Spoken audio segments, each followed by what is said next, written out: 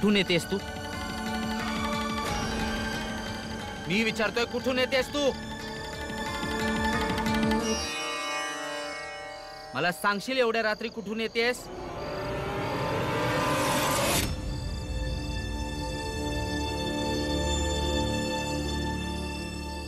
तू समजतोस काय स्वतःला?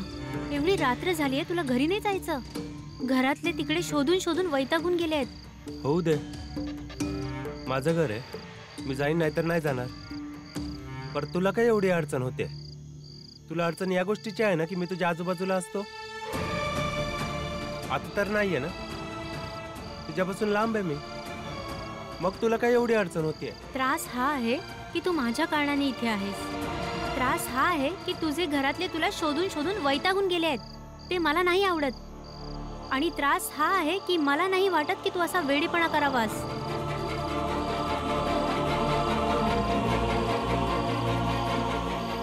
आता चल घरी. नाही, मी नाही येणार.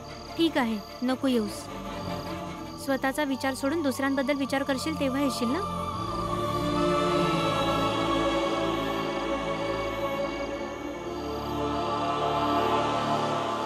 थांब ना ग राणी. राणी, तू फक्त एकदा असं बोल ना की मी तुझ्या आजूबाजूला असतो तेव्हा तुला अडचण नाही होत म्हणून. तू माझ्या बरोबर घरी नको येऊस.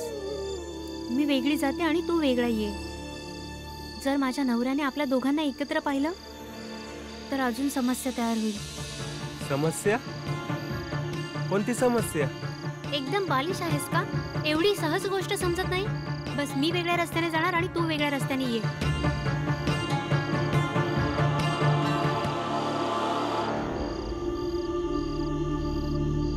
सांग कुठे होतीस? तुम्ही जेवत होता ना, त्यामुळे तुम्हाला सांगितलं नाही. ते मला अचानक चक्कर यायला लागली, त्यामुळे मी मोकळ्या हवेत फिरायला गेली होती. आता तब्येत कशी आहे तुमची? बरी आहे. तुम्ही जेवलात? हो. मी पण जेवून येते. खूप भूक लागली आहे.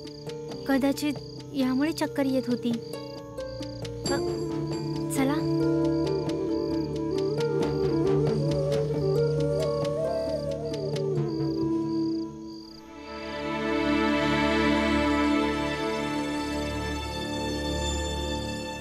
बाळा, तू कुठल्या गावामध्ये बाजा वाजवण्यासाठी बोलणी करायला गेला होतास?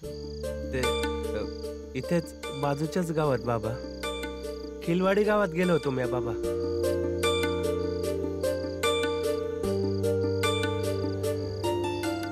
असं वय?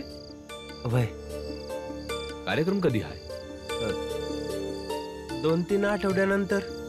त्याचं काय आहे, त्यांचं अजून लगीन ठरलं नाही आहे. जेव्हा ठरेल तेव्हा ते सांगतील. आता फक्त त्याबाबत बोलणं करायला गेलो होतो बाबा. भूक लागली. वय.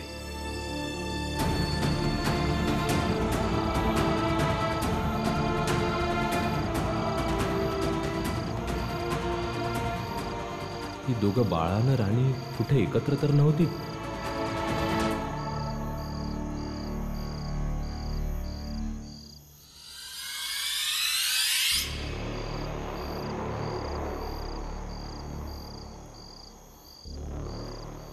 तू मला खोटं का बोललीस की तुला चक्कर येत होती? मग काय बोलू? मला तुम्ही घरातून बाहेर काढलं. माझी नाही, मी तुमची आबरू लपवत होते. एवढी काळजी आहे माझ्या आदराची? मी जेवढा आदर करते तेवढा तुम्ही आदर केला असता ना, तर आज भांडण करायची गरज पडली नसती.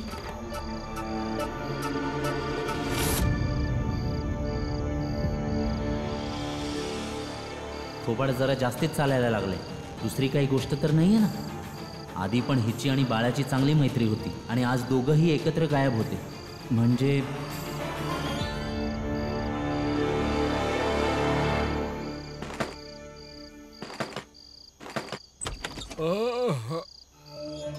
मंगेश, इतक्या रात्री काय झालं? सगळं ठीक आहे ना? नाही शेठजी, काही बी ठीक नाहीये. तुमच्याकडनं सल्ला घ्यायचा होता. आणि तुम्हाला तर माहित आहे, या समध्या गावामध्ये जर माझ्या कोणी जवळ असेल तर ते तुम्ही आहात. शांत हो, चल आतमध्ये ये बरं. चल ये आतमध्ये बसून बोलूया. ये तर. अरे ये ना.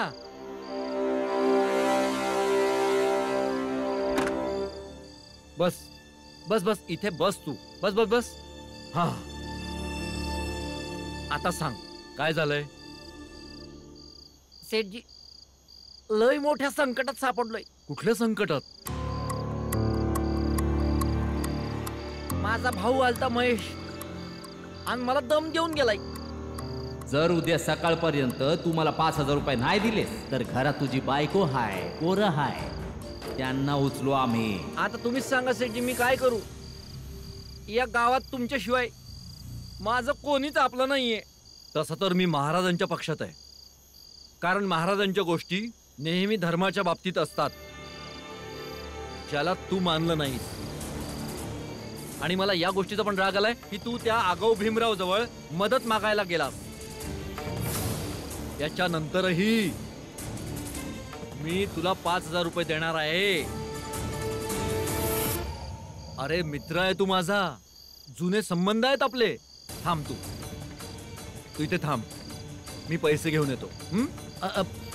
पर सेठजी आता पण बिन काही नाही मंगेश. मी जे सांगितलंय ते ऐक फक्त. शांतपणे बस. मी आलोच.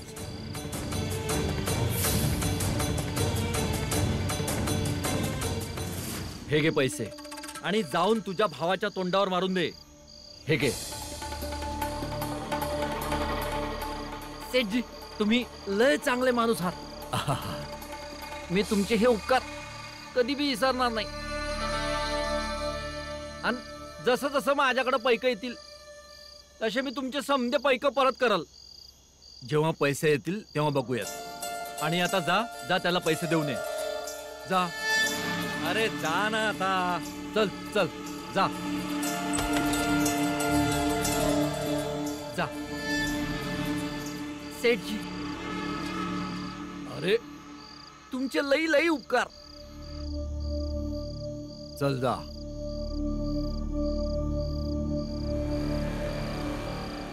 चोर. चोर कुठला.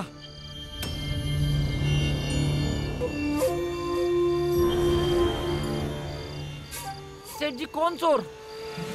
तू चोर आहेस. चोर चोर चोर. गावकऱ्यांना चोर. काय झालं शेठजी.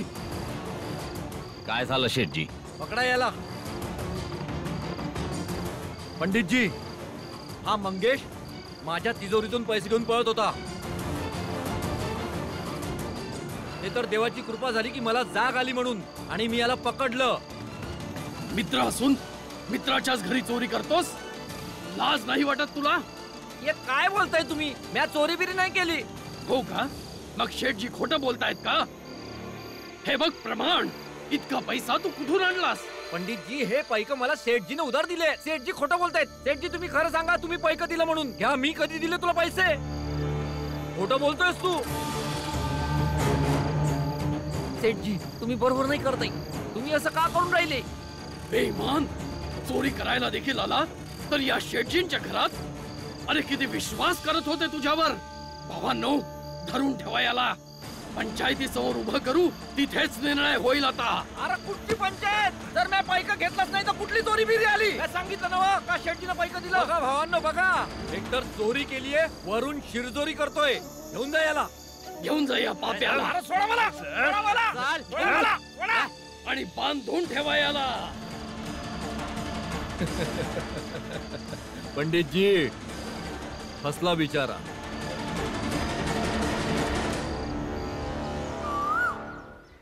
खोटं बोलतोय ह्यो. म्या पैक्याची मागणी कशा पाय करीन. आणि आता तुम्हीच सांगा मला. एवढी महागडी जमीन म्या 5,000ला विकीन होय. आणि होय एवढी ताकद हाय माझ्यात की ह्याला उचलून कधी बी जबरदस्ती ह्याच्याकडून जमीन माझ्या नावावर करून घेईन. मग मी 5,000 रुपयासाठी कशाला सांगेन. दादा तुम्ही खोटं का बोलून राहिले. खरं सांगा की तुम्ही मला 5,000 रुपये मागितले होते म्हणून त्या जमिनीच्या बदल्यात. तुम्ही लोक माझा विश्वास करा. माझ्या भाऊ महेशनं मला दम दिला होता का मी जर यांना 5,000 रुपये दिलं तर हे मला त्रास देणार नाही. खोटं बोलतोयस तू मंगेश. म्या नाही तुम्ही खोटं बोलताय. आणि तेच पैक मागायला मी शेटजीकडे गेलतोय. नाही नाही नाही नाही, मागायला नाही, चोरायला आला होतास तू. अहो शेटजी, तुम्ही असं का करून राहिले? खरं सांगा की. शांत व्हा तुम्ही सगळ्यांनी. बरं, आता हे सांग, तुझ्याकडे काय पुरावा आहे? कोणी पाहिलंय का की तुझ्या भावाला तुला धमकावताना, तुझ्याकडून पैसे मागताना? जर उद्या सकाळपर्यंत तू मला 5,000 रुपये नाही दिलेस तर घरात तुझी बायको हाय, पोरं हाय, त्यांना उचलू आम्ही. पाहिलंय का कुणी? होय महाराज, बघितलंय, आणि 2-2 माणसाने बघितलंय.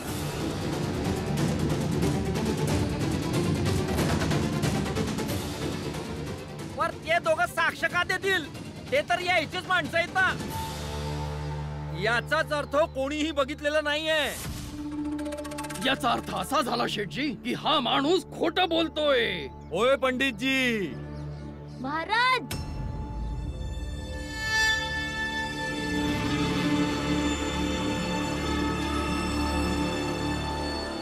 हे खरं बोलतायत. ये ये भीमरावा ये. आता तू सुद्धा काही ना काही वेगळे तर्क आणलेच असशील शोधू. तर मग निर्दोष सिद्ध कर या चहावाल्याला चोरीतून.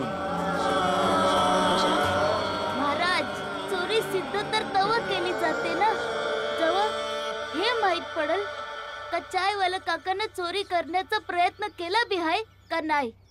वा वा भीमराव वा.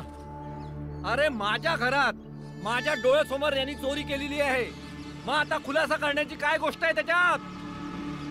याची तुम्ही गद्दार आहात, गद्दार.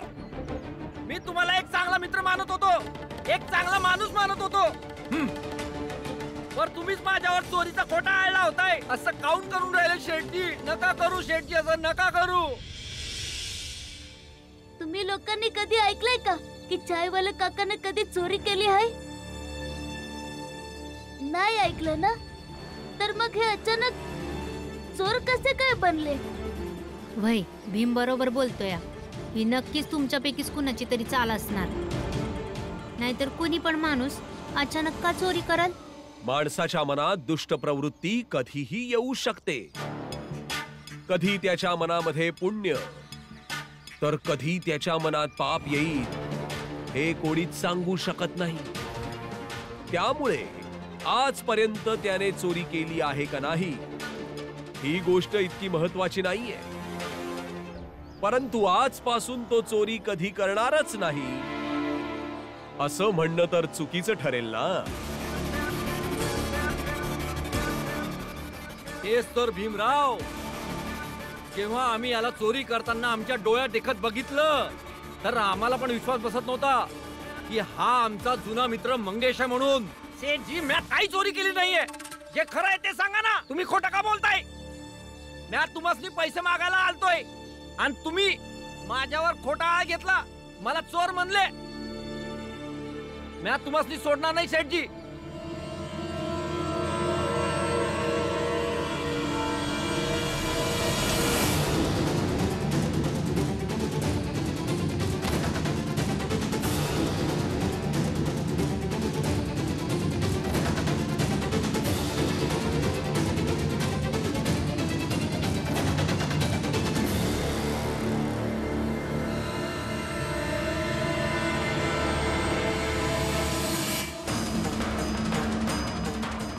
लांब रहा पाप्या, आता तू आमचा मित्र नाहीयेस.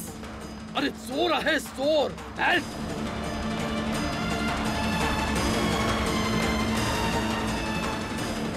पंडितजी, तुम्ही तर ज्ञानी. आता तुमच्या समजायसाठी मी काय काय नाही केलं. तुम्ही तर असं म्हणू नका. मी चोर नाही आहे, मी नाही आहे चोर. ठीक आहे, जर कोणाकडे ठाम पुरावा असेल तर त्याने बिनधास्त पुढे यावं आणि पुरावा सादर करावा. मी देवाची शपथ खाऊन सांगतो, मी चोरी नाही केली. खबरदार, जर ईश्वराची खोटी शपथ घेतलीस तर. ईश्वर चुकीच्या लोकांना बुडताना वाचवणारी नाव नाहीये. तर मग देव तुम्हासनी साथ कशी देतोय महाराज? तो तुमची साथ कशी काय देतोय महाराज?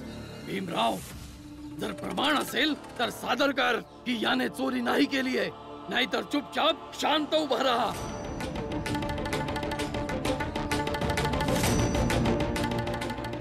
हा तर सज्जन हो, चहावाला मंगेश आपण निर्दोष असणारा कोणताच पुरावा सादर करू शकला नाही आणि त्यामुळे आता शिक्षा सांगण्याची वेळ आलेली आहे.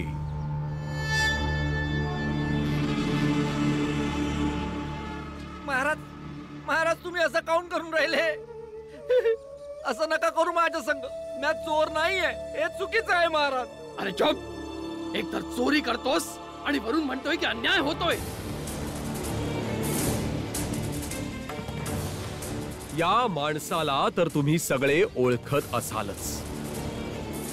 तर हा ईश्वरावर श्रद्धा ठेवायचा, धर्म आणि संस्कार यांना मानून चालायचा, पण एका जमिनीच्या लहानशा तुकड्याच्या मोहात पडला आणि भ्रष्ट झाला. त्याच्या भरकटून जाण्याचं दुसरं एकही कारण नाहीये, फक्त आणि फक्त तो जमिनीचा तुकडा आहे. आणि महाराज, हे देखील असू शकतं की ईश्वराने त्याच्या जमिनीच्या छोट्या तुकड्यावर स्वतः निवास करण्याचा विचार केला आणि त्यामुळेच हा दुर्बल झाला. विसरलाय हा की देवाच्या चरणी एक अंश जरी समर्पित केला ना तर देव त्याला भरभरून देतो. आणि याची तर फक्त जमीन होती. विचार कर, देवाच्या कृपेने तू राजा झाला असतास. काय भावांनो, बरोबर बोलतोय ना? बरोबर बोलताय तुम्ही. देवापेक्षा दयाळू कोण असेल बरं? पण याचं डोकंच फिरलं होतं ना, म्हणून याला समजलं नाही. जे करता आलं ते त्याने केलं. तुमचे हे समद बोलणं निरर्थक आहे. अन हे समद फिरून फिरून जमिनीला बळकावण्यापर्यंत बोलणं जाईल.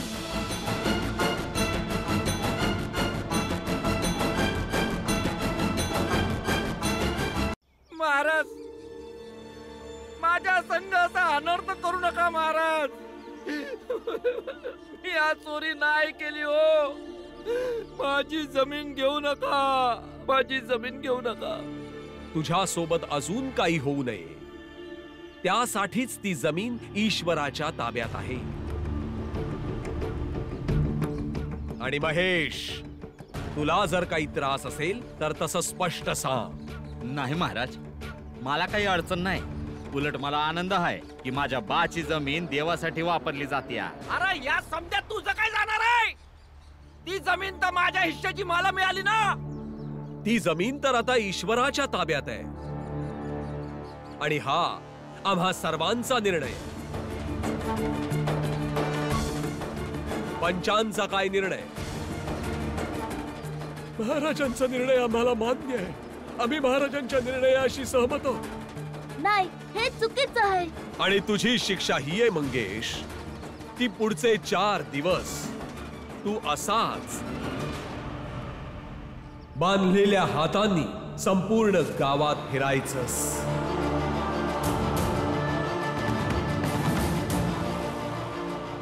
ज्यामुळे सगळ्या लोकांना कळेल की तू एक चोर आहेस, तू ईश्वराचा विरोधक आहेस आणि तू अस्पृश्य जातीच्या लोकांना सामील झाला आहेस.